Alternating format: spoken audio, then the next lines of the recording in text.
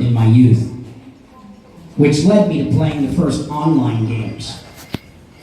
And the first online games, because they were networked in nature and persistent in nature, made for the digital assets, the digital currencies, and the digital items in these games that permitted for those things to have value.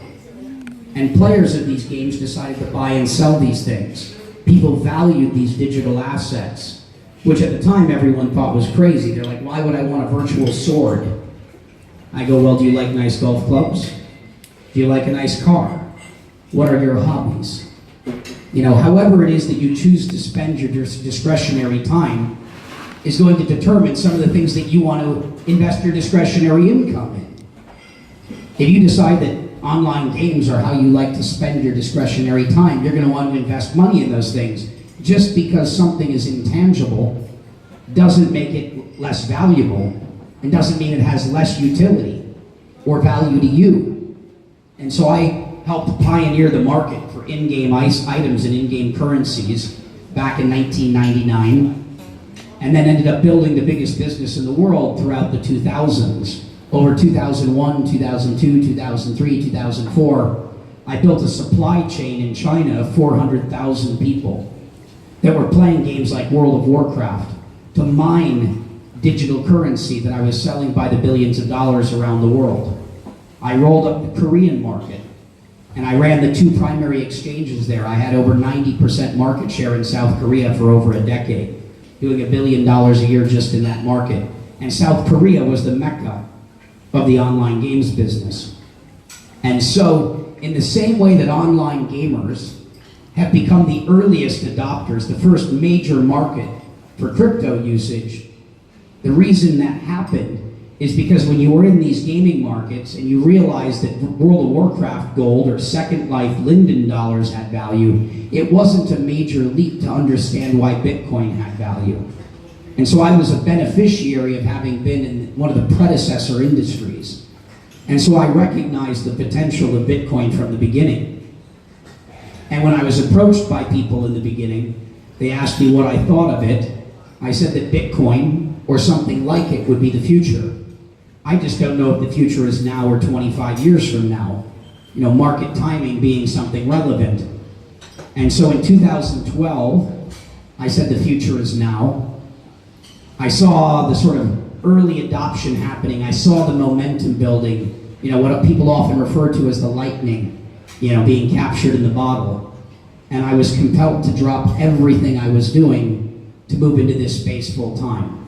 And so gaming is what led to me coming here. And the online gamers are a big part of what's caused, you know, traction to happen here in the Philippines as well. If you look at the world and you look at every major market for cryptocurrency, you know, it's largely been driven by online gamers as the first mass market of early adopters. The second most important market to adopt it were financial speculators. I think the third is going to be driven by financial inclusion. It's going to be in the developing world where the need is there. And so you need those speculators, you need all of those things in the beginning, because without a sufficient amount of market liquidity, you know, this next wave of applications wouldn't be possible. You can't build tools that drive financial inclusion unless you have adequate liquidity. So as much as we sometimes might look down on the financial speculators and not view them as adding any value to the ecosystem and maybe talking about their Lambos and not representing the change in the light that we'd like it to be seen, they are performing an important function. And so that's how I got my start.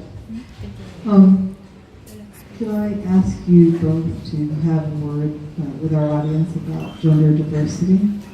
Well, I mean, I'm wearing a shirt right here that says "Think Outside the Blocks." On the back it says she-os,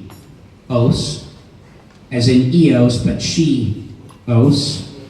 So there's a group of extraordinary women that have created one of the early block producers for the EOS ecosystem, my wife being one of them. And so I'm regularly focused on, you know, gender diversity. I make a point of not attending events or speaking at events if there's not a sufficient amount of female speakers. I make a point of not speaking on any panel that doesn't have some diversity, but I don't criticize anyone. Because I know the only person that I have any authority over is myself. And if you want to see change in the world, the change starts with you. And you don't lead by criticizing people. You don't change people by criticizing them. You lead by explaining to them the benefits of such things and why it's important. And you lead by example. And so these are the little things I do, and it makes me very happy to be in a room full of amazing women. Having been in the industry, this is one of the things that I was very uncomfortable with for a long time, and has been the case with technology. You know, in the earlier years of crypto, it was a very much male-dominated industry, but that's somewhat to be expected when it was almost entirely programmers. And I've been, you know, it's filled my heart with joy to watch over the last few years the number of women working in the industry consistently increasing. You know, to a point where the women in this industry are now, you know, representing a meaningful voice. And you're seeing in the companies that care about leading by example, by doing things the right way, a meaningful amount of women being represented in these organizations. And hopefully we're well on our way to seeing equal representation of both men and women. You know, that yin and yang. You know, how many of you understand what sacred geometry is? How many of you have heard of the Star of David? You know, often seen as a Jewish symbol. It predates Judaism. The Star of David in its 3 dimensions is known as the Merkabah. But what it symbolizes, it's 2 pyramids, it's 2 triangles. The upward triangle representing the divine masculine, the downward triangle representing the divine masculine. The idea is that God was split in 2, split into 2 genders, and that perfection is a balance of the 2. Next. So I think the Philippines has one of the nations with women who are most empowered. We've had 2 women presidents. In a recent senatorial election, the #1 vote getter of all time for any senatorial candidate was a woman. We have women represented in every single, the richest family in the Philippines, the CEO of their group company is a woman.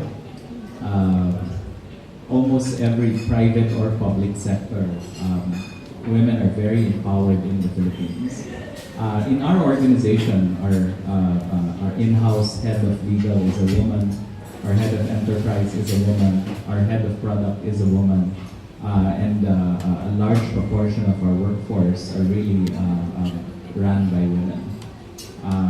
For myself as an angel investor, I've also been very active.